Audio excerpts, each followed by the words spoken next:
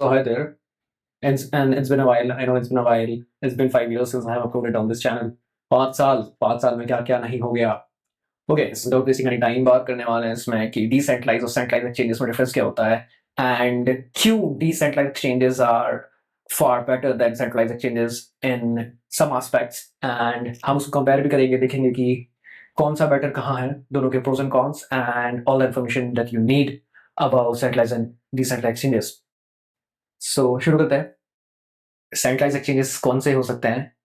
They can be Binance, they can be Coinbase, they can be Bybit, hyper liquid हो गया, और फिर lighter डेक्स है.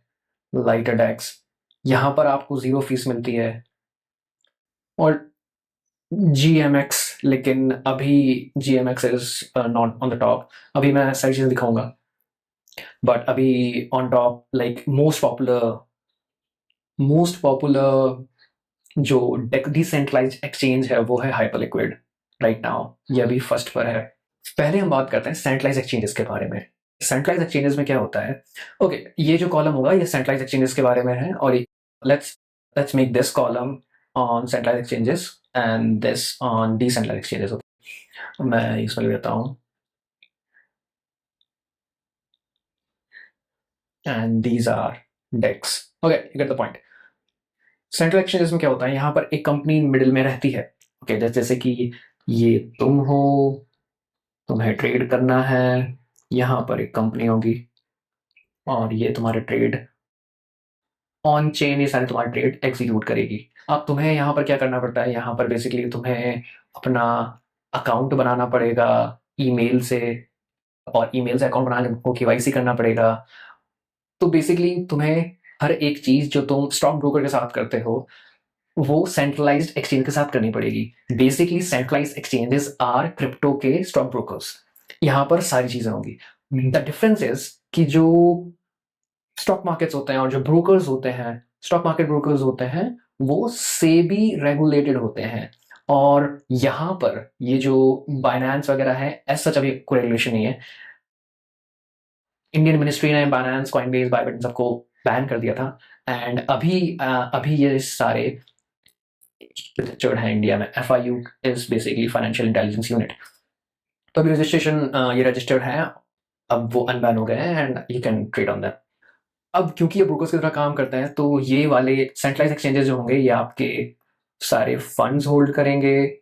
ये आपके सारे फंड्स होल्ड करेंगे. ये आपके बिहाफ पे ट्रेड्स एग्जीक्यूट करेंगे.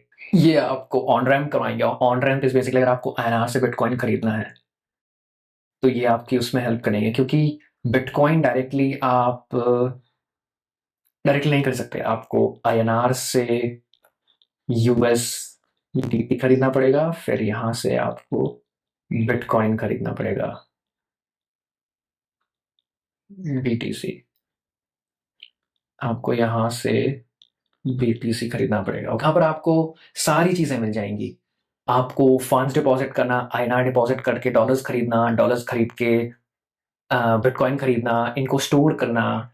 ये आपके बिहाफ पे बिटकॉइन स्टोर भी करेगा. आप इससे बिटकॉइन ट्रेड भी कर सकते हो, और आप इस बिटकॉइन से इजीली बेच करके इसको आप बिटकॉइन को सेल करके वापस INR में ऑफ रैम्प कर सकते हो. ऑफ रैम्प इज बेसिकली कि जब आप क्रिप्टो सेल करके INR में कन्वर्ट करोगे.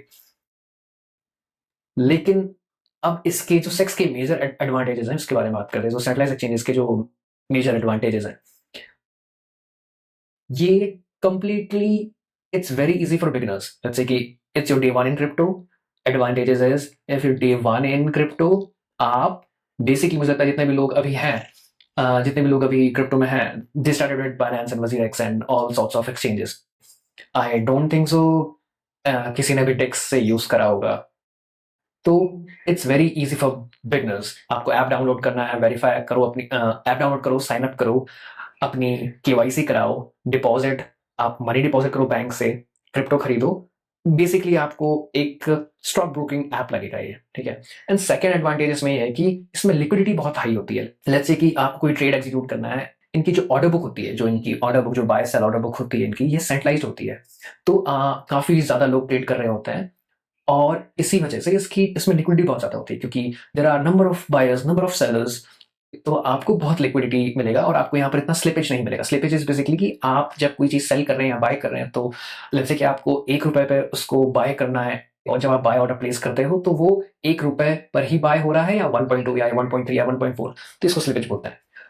कम स्लिपेज होता है बहुत ज़्यादा, और वेरी डीप लिक्विडिटी। सो ये एडवांटेज का हम लिख देते हैं इसमें, लिक्विडिटी। नेक्स्ट, इसमें बहुत सारी चीजें होती है। फ्यूचर्स ट्रेड कर सकते हो आप। क्रिप्टो में परपेचुअल फ्यूचर्स होते हैं, फ्यूचर्स बोलते हैं। तो इसमें बेसिकली ये होता है कि ये जो फ्यूचर्स होते हैं ये एक्सपायर नहीं होता है, ये एक्सपायर होकर वापस रिन्यू हो जाता है। एक्सपायरी डेट कुछ नहीं होती है। एंड देन एडवांटेज यहाँ पे इसमें ऑप्शन ट्रेड कर सकते हो, ऑप्शंस भी ट्रेड कर सकते हो सेंट्रलाइज एक्सचेंजेस में। बहुत सारे वो होते हैं इसमें। आप इवन यील्ड फार्मिंग कर सकते हो, आपका जो बिटकॉइन है या इथेरियम है, इस पे आप इंटरेस्ट भी अर्न कर सकते हो। तो ये सारी चीजें हो जाती हैं सेंट्रलाइज एक्सचेंजेस में। एडवांटेजेस हैं तो डिसएडवांटेजेस भी होंगे, तो यहाँ पर हम लिखते हैं इसके डिसएडवांटेजेस। सबसे पहला डिसएडवांटेज है, जो आपके कॉइन्स होते हैं क्रिप्टो वॉलेट्स में होते हैं, और क्रिप्टो वॉलेट का सीड फेजेस होते हैं। ओके, जब भी कोई भी क्रिप्टो वॉलेट आप जनरेट करोगे तो आपको एक 12 या 24 वर्ड्स का एक की मिलेगा, सीड फेज मिलेगा, जिससे आप इस वॉलेट को एक्सेस कर सकते हैं। अगर आपके पास ये की नहीं रहेगा तो आप इस वॉलेट को एक्सेस नहीं कर पाएंगे। तो ये जो सीड फेज है, ये अगर आप सेंट्रलाइज एक्सचेंजेस पर साइन अप करते हो तो जो सीड फेज है, जो इस वॉलेट का सीड फेज होगा, इस वॉलेट में जो आपका crypto install, let's say bitcoin है या जो भी कोई भी क्रिप्टो है इस वॉलेट में आपका, वो सीड फेज एक्सचेंज आपके बिहाफ पर होगा। बाइनेंस, कॉइनबेस या जो भी एक्सचेंज आप यूज कर रहे हैं वो आपके बिहाफ पे ये जो कीज है इसको होल्ड करेगा। तो कई बार केसेस में क्या होता है कि क्रिप्टो में एक बहुत पॉपुलर टर्म है, not your keys, not your keys, not your coins. So इसका मतलब ये होता है कि बहुत बार ऐसा हुआ है, इवन जो वजीरेक्स के साथ हुआ था कि वजीरेक्स हैक हो गया, या बहुत सारे एक्सचेंज, सेंट्रलाइज एक्सचेंजेस हैक हो गए। तो जो इनके जो वॉलेट्स हैं, ऑन चेन वॉलेट्स हैक नहीं होते हैं। Okay, to be on blockchain hack नहीं होती है। जो हैक होता है वो इनकी तरफ से हैक होता है। लेट्स से कि जो लेट्स से कोई वल्नरेबिलिटी है, या फिर ये जो सीड फेज है, इन्होंने जो एनक्रिप्टेड सीड फेज है वो हैकर्स के हाथ लग गए, तो वो जाके आपका पूरा वॉलेट खाली कर सकते हैं। वजीरेक्स हैक हुआ था, तो बेसिकली आपने ट्रस्ट करा वजीरेक्स पे, और वजीरेक्स ने जो आपकी सिक्योरिटी कीज हैं वो एक्सपोज कर दी हैकर्स को, तो आपके सारे एसेट्स खाली हो जाएंगे। और यही हुआ था अभी वजीरेक्स वाले हैक में। तो डिसएडवांटेज ये है कि जो आपका क्रिप्टो जो ब्लॉकचेन है वो आपके कंट्रोल में नहीं है। ब्लॉकचेन पे जो एसेट्स हैं वो आपके कंट्रोल में नहीं है, आपने उसका कंट्रोल किसी और को दे रखा है अपने बिहाफ पे। यहाँ पर सेंट्रलाइज एक्सचेंजेस को दे रखा है। Basically you are trusting someone आप जिसको जानते भी नहीं हो, और उसको आप अपने एसेट्स से ट्रस्ट कर रहे हो। अभी तक जो मुझे लगता है बेस्ट एक्सचेंज रहा है, जिसका थ्रू आउट लिक्विडिटी और जो एसेट्स सबने दे रखा है, वो is Binance of course, because Binance has been for a while. And FTX अगर आपने सुना होगा तो एक बार अभी जो बीच में जो एफटीएक्स का बहुत चला था, एफटीएक्स जो था वो भी हैक नहीं हुआ था। उसके फाउंडर्स ने फंड्स कहीं और लगा दिए, कहीं और इन्वेस्ट कर दिए, एंड बाद में वो एफटीएक्स बैंकक्रप्ट हो गया। तो एफटीएक्स में जो भी एसेट्स थे यूजर के, वो अभी तक उनको नहीं मिले हैं।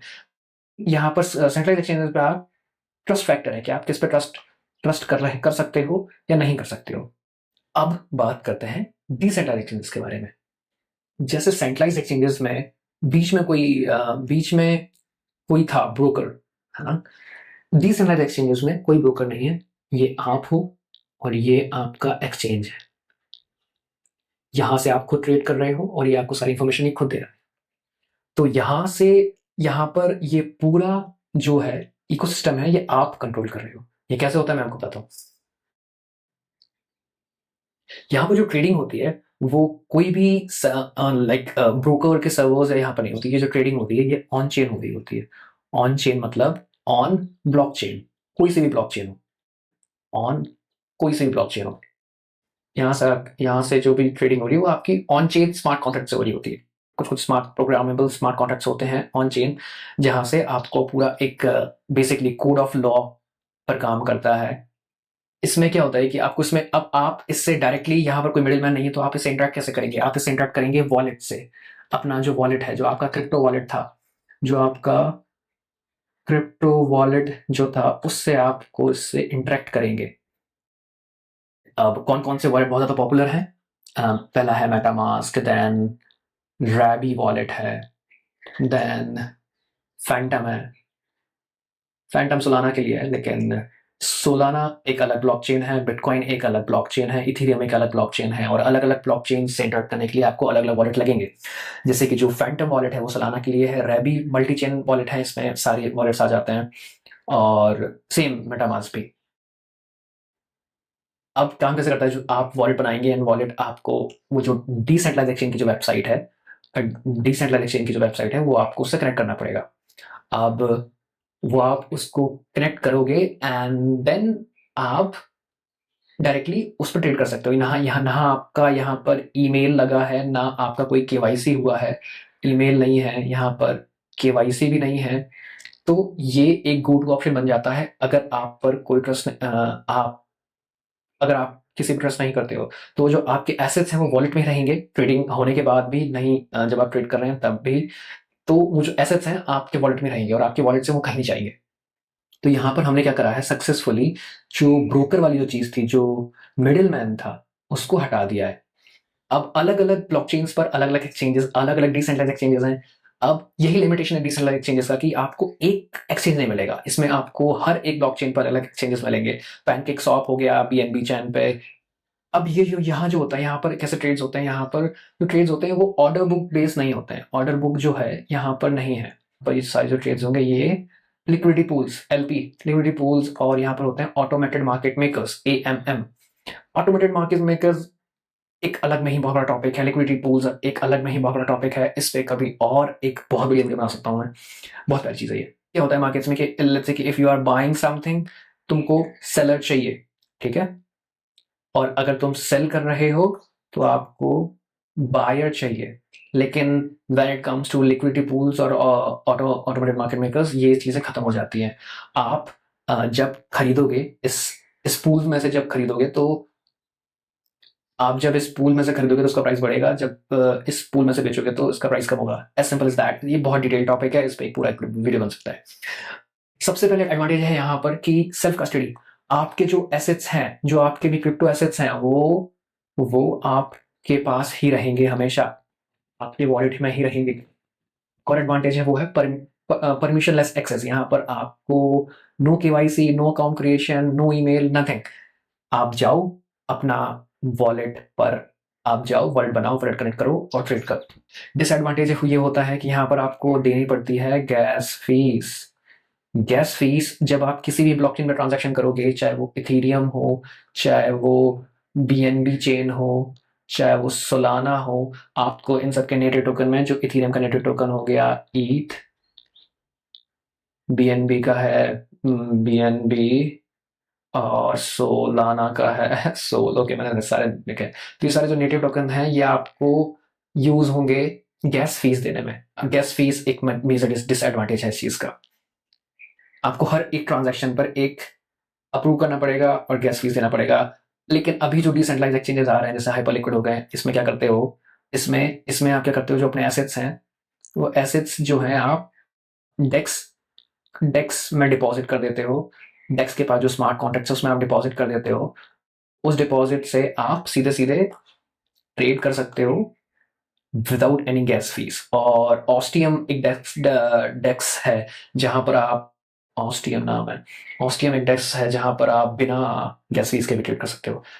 ये चीज मोरलेस खत्म हो गई है। एंड डिसेंट्रलाइज एक्सचेंजेस अभी 2-4 साल 5 साल पहले एक बहुत नया सा टॉपिक था, लेकिन अभी जैसे जैसे ग्रोथ हुई है क्रिप्टो की इकोसिस्टम की, तब से काफी काफी आगे आ गए डिसेंट्रलाइज एक्सचेंजेस।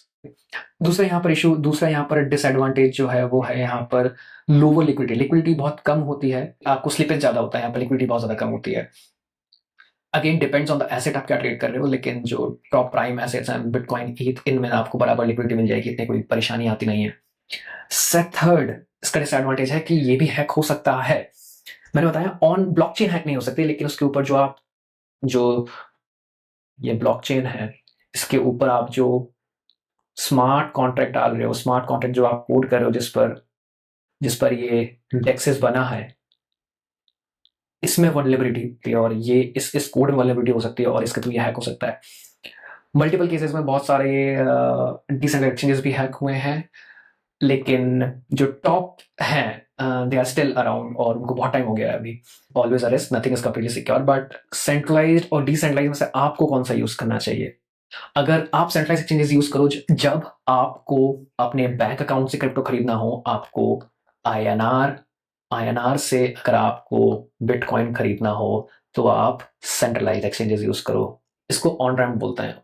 आईएनआर से बिटकॉइन अपने बैंक अकाउंट से आपको बिटकॉइन खरीदना हो तो आप सेंट्रलाइज्ड एक्सचेंजेस यूज कर सकते हैं। और लेट्स से अगर आप ट्रेड कर रहे हो तो और आपको लिक्विडिटी चाहिए या आप स्कैल्पिंग कर रहे हो तो आप सेंट्रलाइज यूज कर सकते हैं। आपको अगर परपेचुअल फ्यूचर्स और लेवरेज चाहिए, बाइनेंस हैज अराउंड 125x, जहां तक मुझे पता है 125 या 150 है बाइनेंस पे।